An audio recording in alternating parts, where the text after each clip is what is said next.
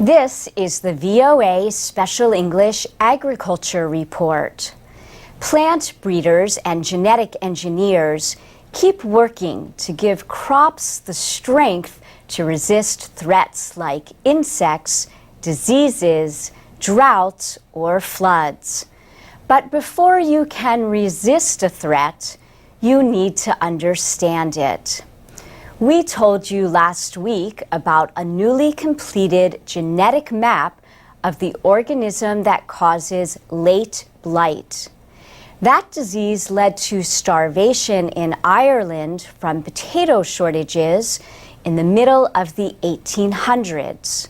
The new genome could lead to better ways to protect potatoes, tomatoes, and other crops.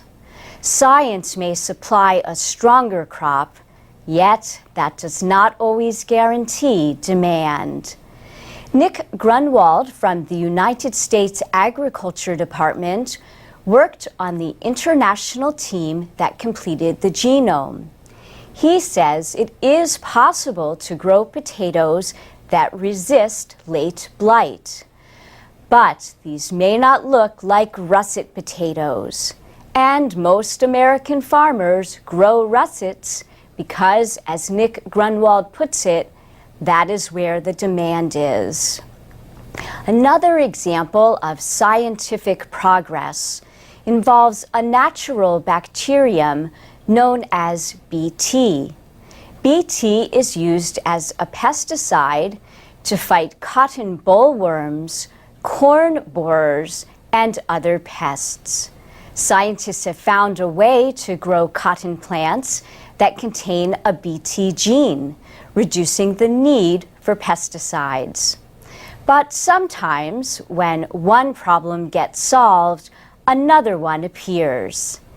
In China, some farmers and researchers blame a decrease in pesticide use for an increase in pests unaffected by Bt. Also, there are concerns that some organisms could begin to resist the plants designed to resist them.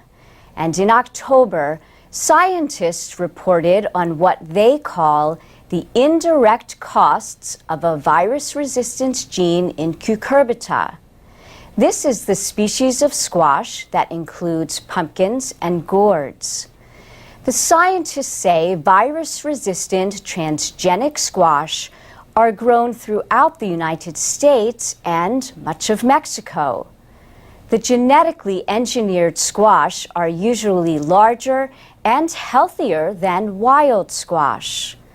But a 3-year study showed that beetles like to feed more on the transgenic plants, increasing cases of wilt disease.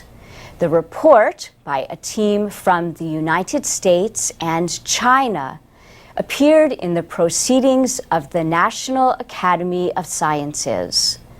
The researchers point out that gene flow between crops and their wild relatives is common and difficult to contain.